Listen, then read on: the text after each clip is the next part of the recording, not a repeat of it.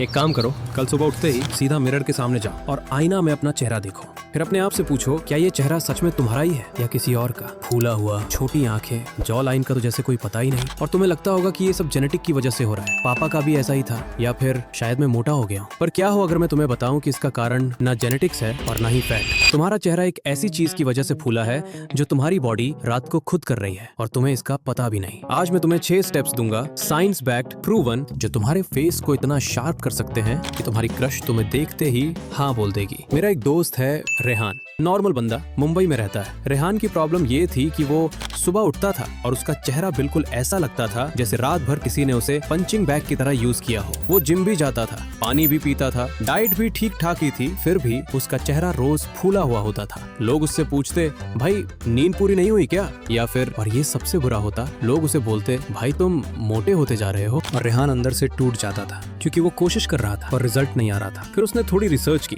और उसने जो डिस्कवर किया वो बहुत सिंपल था, इतना सिंपल कि वो खुद हैरान रह गया। और आज मैं तुम्हें वही बताने वाला हूँ, स्टेप बाय स्टेप। लेकिन एक चीज है जो सबसे ज्यादा इम्पैक्ट करती है और वो स्टेप 4 में आएगी। उसके बाद ही रेहान का चेहरा लिटरली 72 घंटे में बदल गया। रुको यार, सीधा वहां मत जाओ, पहले फाउंडेशन समझो।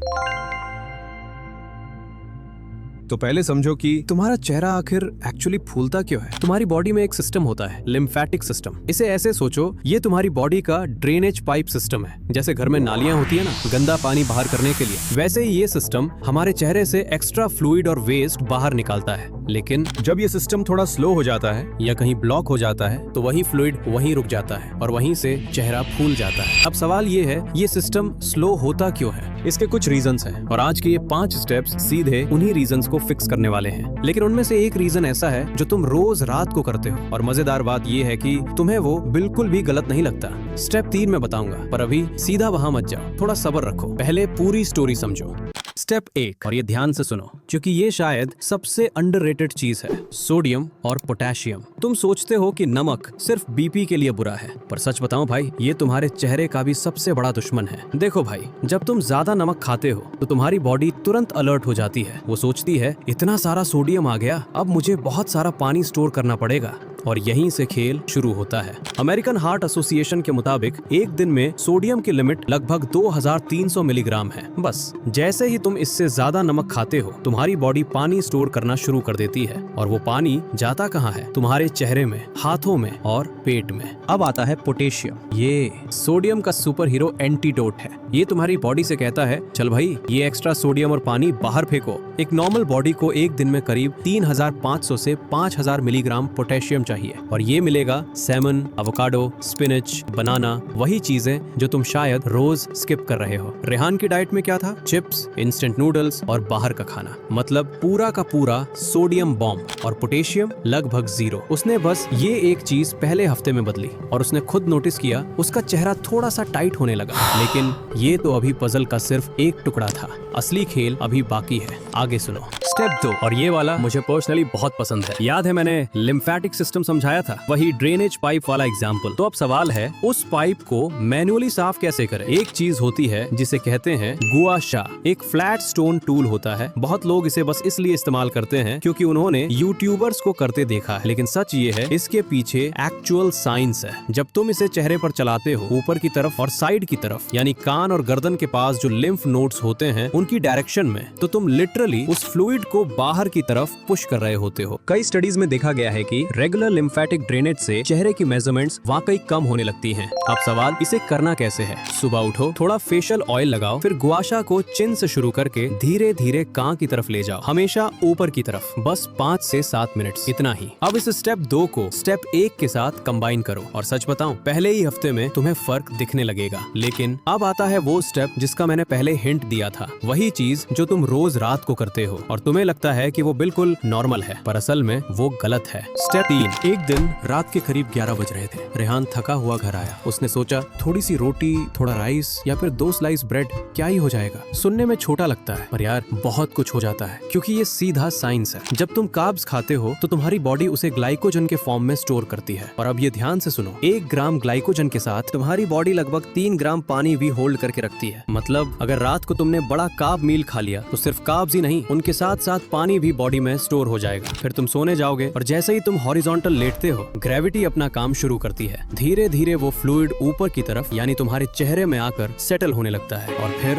सुबह जब तुम मिरर में देखते हो तो सामने होता है एक फूला हुआ चेहरा। अब सोल्यूशन क्या है? बहुत सिंपल, सोने से लगभग 3 घंटे पहले कार्ब्स अवॉइड करो। अगर रात को ज्यादा भूख लग रही हो तो प्रोटीन लो। एग्स, पनीर, दही ये फ्लूइड को स्टोर नहीं करते। रेहान ने बस ये एक चीज बदली और सच कहूँ यही वो स्टेप था जिसके बाद उसने सबसे पहले रियल डिफरेंस महसूस किया। अब आता है वो स्टेप जिसके बारे में मैंने शुरू में ही बोला था, वही स्टेप जिसके बाद रेहान का चेहरा सिर्फ 72 घंटे में बदल गया। अब एक सिंपल सा सवाल, तुम कैसे सोते हो? अगर तुम पेट के बल या साइड में सोते हो तो यार तुम खुद ही अपने चेहरे को फुला रहे हो। देखो, जब तुम नीचे या साइड में सोते हो तो फ्लूइड तुम्हारे फेस के टिश्यूज में धीरे धीरे जाम होने लगता है और फिर तुम्हारा लिम्फेटिक सिस्टम उसे सही से ड्रेन ही नहीं कर पाता। पूरी रात करीब 7 से 8 घंटे तक वो फ्लूइड वहीं का वहीं चुपचाप बैठा रहता है और नतीजा सुबह उठते ही एक फूला चेहरा लगभग गारंटीड। अब फिक्स क्या है? बहुत सिंपल, सीधा सोना शुरू करो यानी पीठ के बल और सर को थोड़ा सा ऊपर रखो, करीब 15 से 30 डिग्री एंगल पर। एक एक्स्ट्रा पिलो, बस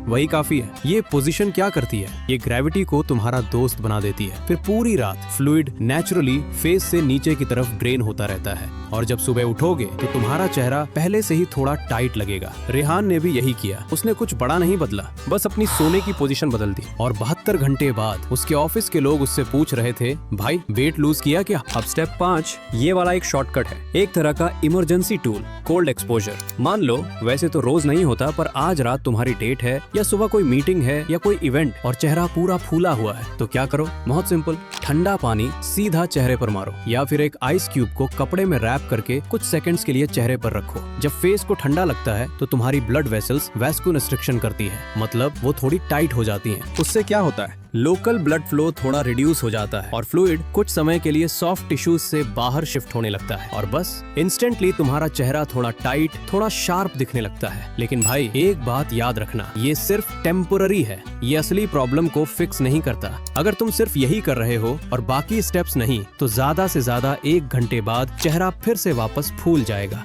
इसलिए इसे इस्तेमाल करो एक इमरजेंसी टूल की तरह। बाकी स्टेप्स वही हैं असली सोल्यूशन। अब जरा 1 सेकंड रुककर अपने आप से पूछो, रेहान की असली प्रॉब्लम क्या थी? जेनेटिक्स? नहीं। फैट? बिल्कुल नहीं। असल में एक ब्रोकन सिस्टम था। उसकी बॉडी में फ्लूइड रुक रहा था और उसे खुद नहीं पता था क्यों। तो आज तुमने क्या सीखा? स्टेप 1, सोडियम कम करो, पोटेशियम बढ़ाओ, बॉडी को पानी होल्ड करने की वजह मत दो। स्टेप 2, गुआ शा से लिम्फेटिक सिस्टम को मैनुअली स्टिमुलेट करो यानी अपना ड्रेनेज पाइप खोलो। स्टेप 3, लेट नाइट कार्ब्स बंद करो, रात को ग्लाइकोजन मत बनाओ जो फ्लूइड स्टोर करे। स्टेप 4, सीधा सो, सर थोड़ा ऊपर रखकर, ग्रेविटी को पूरी रात अपना काम करने दो। और हाँ, यही था वो 72 घंटे वाला सीक्रेट। स्टेप 5, कोल्ड एक्सपोजर, सिर्फ इमरजेंसी के लिए, किसी इवेंट से पहले क्विक फिक्स। अब जब ये सब स्टेप्स साथ आते हैं तभी एक पूरा सिस्टम बनता है। अगर तुमने एक भी स्टेप स्किप किया तो रिजल्ट भी आधा हो जाएगा। रेहान ने ये सब एक साथ अप्लाई किया और करीब 2 हफ्ते बाद वो बंदा खुद को मिरर में देखकर मुस्कुराने लगा। अब भाई अगर तुमने ये वीडियो यहाँ तक देख लिया है तो एक काम जरूर करना,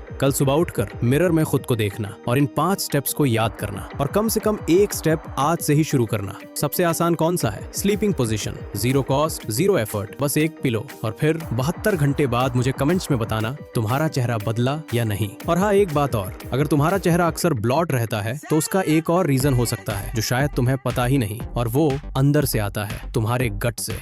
अगली वीडियो में हम उसे भी कवर करेंगे, इसलिए नोटिफिकेशन ऑन रखो। और अगर तुम्हारे चेहरे पर एक्ने या डार्क स्पॉट्स हैं तो सामने जो वीडियो दिख रही है उस पर क्लिक करो।